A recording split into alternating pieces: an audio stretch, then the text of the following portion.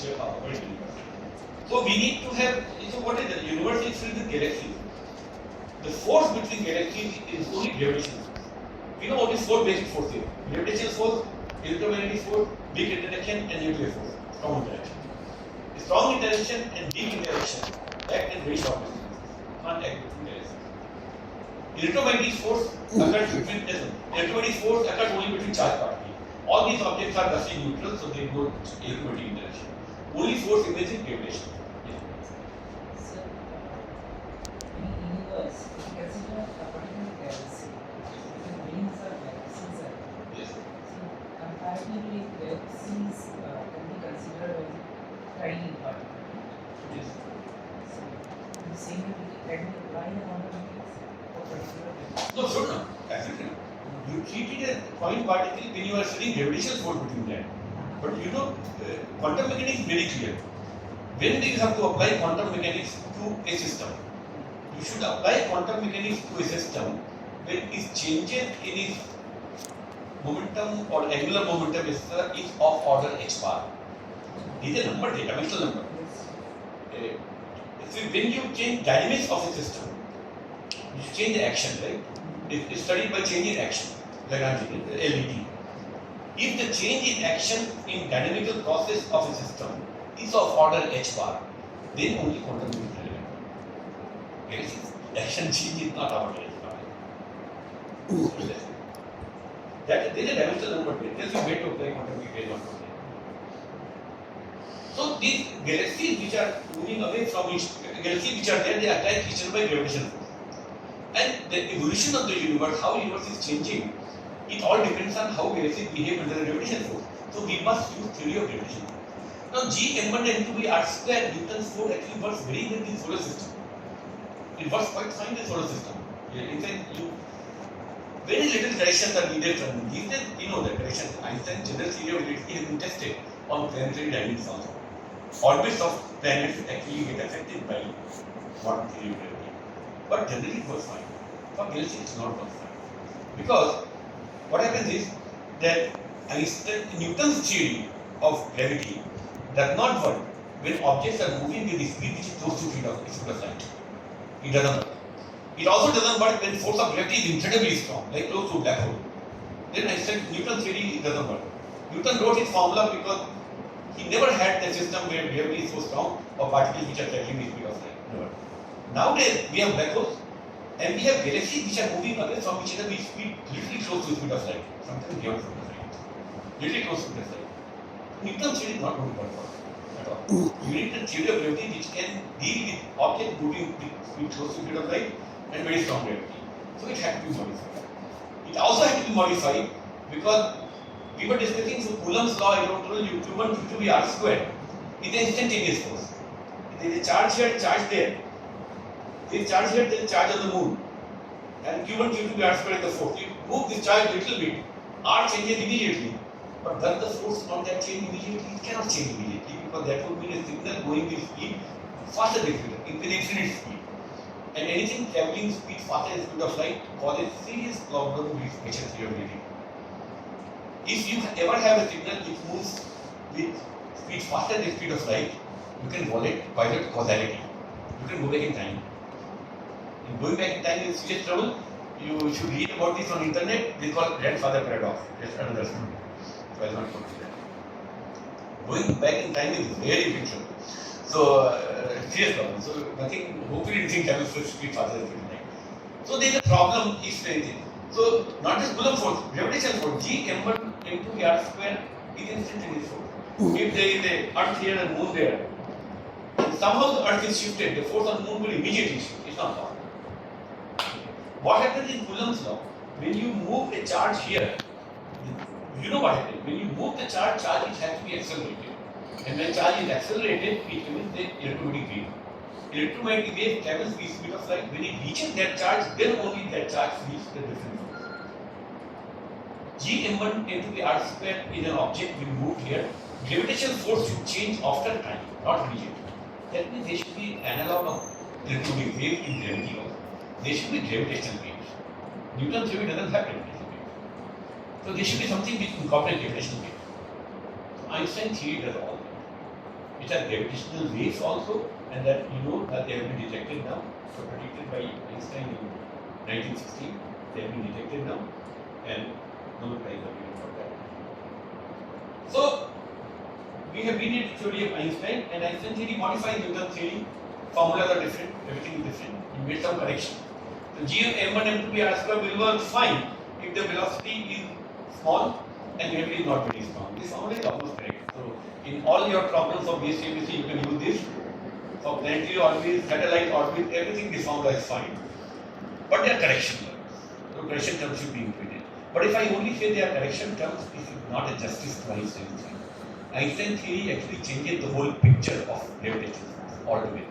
And that's what I want to tell you about. Einstein said that there is nothing like gravitational force. There is no gravitational force at all. And if there is no gravitational force, this is very puzzling. Because if there is no gravitational force, how does moon go around Earth in a circular orbit, almost circular orbit? How does moon go around Earth? We know the moon is supposed to go around Earth in circular orbit because it's supposed to be attracted by gravitational force g m1 m2 r square, which is equal to centripetal force mv square by r. G m1 m2 r square equal to mv square by r. That's how you calculate orbit radius. And now Einstein said there is no gravitational force. So how will moon move around the circular orbit? So Einstein said that circular orbits don't happen just because of centrifugal. They happen for other reasons also. They happen because the space is curved, quantum objects are moving. This picture, most of you may have seen somewhere. There is a mesh-like thing and there is a thing. So idea is, this mesh-like thing is supposed to be space, and because of Earth, the mesh is curved. So I want to tell you how to think of space curvature. So think of it in this following manner. These experiments you can do yourself, just to get a feeling of this thing. Go in your lab and make a rubber sheet and use a transparent rubber sheet. Okay, tie it up at boundary and put a heavy ball in the center.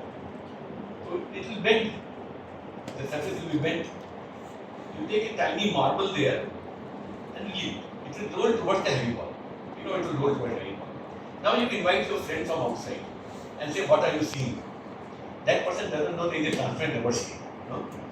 That person only sees a heavy ball and a marble rolling towards it. That person will say, these are attracting their body. These are attraction force between them. So you see, force of attraction has been replicated here just because of curvature. Just because of curvature. It's a little tricky. This is an analogy I am giving. Analogies are not proofs. Analogy is supposed to explain to you a physics concept.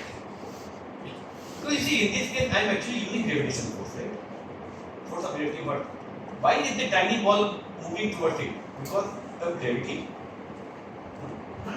But so that it's moving towards it because of force of gravity. So this is analogy. I am trying to tell you that in a curved space, exactly this happens. The equations of curved space behave exactly the way the phenomena you see on a straight membrane in laboratory. Equations of curved space behave like that. I cannot, if I write equations of curved space and write this equation, you will be totally lost what's happening.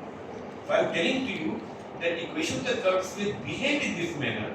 They produce exactly this phenomena which you see in lab in a curved membrane like that. If it is membrane curved, you leave an object, it will roll toward that. Exactly that will happen in a curved space. There is no curve, but space is curved. So the thing, Earth moves around Sun in a plane we know. In a plane, we know. You write xy coordinates. We write, when you do Newton's law, what you put xy coordinates in a plane, planar orbit, and you could solve the whole problem with a two-dimensional plane. Einstein said no. SY coordinates will not work. Curved spaces, curved space, Earth's surface is curved. Earth's surface is curved. When you move from one place to another, you can write xy coordinates here, but whole globe of Earth, you have seen the globe. Globe cannot be described by xy coordinates. The globe is described by what? Longitudes and latitudes. Angle variables. Because the surface is curved. You cannot use xy coordinates. So Einstein will say that xy coordinates are not the right coordinates to begin with. When you are describing motion of moon around Earth, you are using wrong coordinates. xy coordinates is what you use. Correct thing is to use some angular variables because actually space is curved. You say, what is space is curved? Why is this not a plane on which it is moving? This is all illusion. You don't see the curve. You can't see the space curve. You work out the equation. And when you work out the equation, you will find, so the Einstein will say the following. So let's look at this following. We pursue this example of rubber sheet, then rubber sheet. So this is I told you, you leave a ball, it will roll towards that same rubber sheet. Now if you take a ball and give it correct tangential velocity, it will move on circle. This doesn't even require gravity. You can do this thing on a space. Suppose you form a rubber sheet which is straight like that, you pull it down somehow, okay? And you throw the ball, it will move in circles like that. This we all have seen. There used to be this मेला लगता था हम लोग के यहाँ exhibition ground. वहाँ there used to be this moth का कुआं. No, this when we do motorcycle we go in a well. You guys must have seen. There is a well like that and the motorcycle goes round, round, round. Motorcycle is going in a circle. Why is it going in a circle? Is there because there is a central force like centripetal force? There is no centripetal force. It goes in a circle because the surface on which it is traveling is curved itself. Motorcycle is constrained to remain on surface. It is constrained to remain on surface. It moves on a surface. And the surface is curved. So motorcycle automatically goes in a curved surface. Here's what will happen here. If you have an object which is moving with very large velocity, it will not go on circle, it will go come and bend a little bit and fly off. This is what happens to asteroids and meteors. Asteroids or comets, they come near sun, they bend a little bit and they fly off. All these phenomena which you see in gravitational force are reproduced simply because of curvature of force. So what I am telling you, this is the analogy indeed, but this analogy is exactly the way equations of curved space work. That's what I say. You simply assume that no more xy coordinates, theta phi coordinates. I assume that things are moving on curves. Now work out the equation. Equation will be all different. And you'll find that automatically orbits are curved. So around sun, the orbit is curved, so Earth moves in circular orbit. So this is the meaning of curved space. So older picture was this, that this is Earth and Moon. Moon goes around Earth because the gravitational force is there. The modern picture is this, that this is Earth, space is curved, and Moon goes because that's all it can do. That it is moving in a space which is curved. You simply cannot avoid it. It has to move in curves. Earth goes around Sun because again, and now you see, this dimple, big dimple is because Sun is big, big object called big dimple, small object called small dimple. Earth also has a dimple, but a smaller dimple. This has a bigger dimple, this has a smaller dimple. Earth will have a satellite going around. Satellite will have its own dimple. I have not drawn it. Satellite is a dimple. We all have our dimples, but they are very tiny. Any gravitating object will have a little dimple in the space, curved space, for science. Curvature is caused by the object. Now maybe I have it later somewhere, I should say one thing here. So this object, which is a heavy object, is, so the Earth is here, the dimple is here. Earth is going around Sun. So the dimple is following it, right? Dimple is where Earth is. As Earth goes around Sun, the dimple goes around it. So you see, not only you have curved space, space is dynamical also. This is amazing. You used to draw xy coordinates. And xy coordinates you used to calculate. First you are told change xy coordinate to theta phi. Now you are saying theta phi angle also becomes time dependent. Because theta phi angle of this place will be different from theta phi coordinate when the dimple is somewhere else. So theta phi becomes time dependent. Your space becomes dynamical. Now suppose for some reason Earth moves, oscillates like that. What will happen to the membrane? If Earth oscillates like that, the membrane will have a wave on that. And the equations of curved space do work exactly like a straight line. I am telling you, this is amazing. Equations of curved space, this is all analogy. When I say that on a curved straight double membrane, if you move object like that, there will be waves emitted. This is for rubber sheet. But I am telling you that when you work out the equations of curved space, an object is moving, equations are identical. There are also these ripples are produced. Those ripples are the gravitational waves. That's why you must have heard when the gravitational wave were detected, gravitational waves are called ripples in space-time. Precisely because of this. Gravitational wave precisely means that space has oscillations in it. The space curvature has oscillations in it, which is moved which move. So now, this is what we were used to. All the calculations for two-dimensional calculation you used to do in projectile motion, xy coordinate. So object will go up and comes down like that.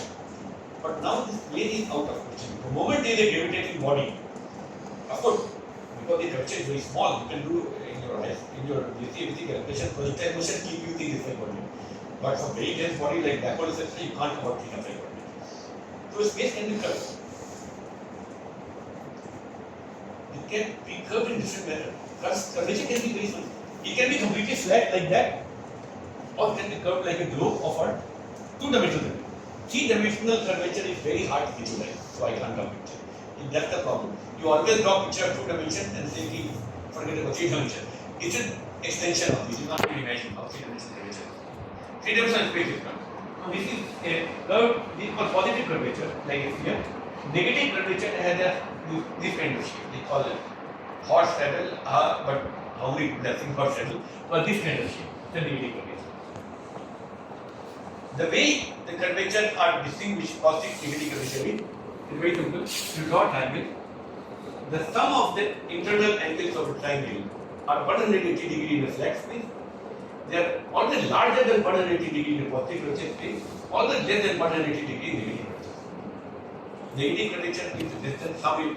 So that's way to distinguish. And this is the way people actually detect today by observations whether our space is curved or not. I exactly can that. Now, so space now Einstein theory says space is curved, space becomes dynamic. Space becomes dynamic. So now it becomes a very natural thing to ask: is our universe is space? Is our universe static or is changing? Is it dynamic? Space is dynamic.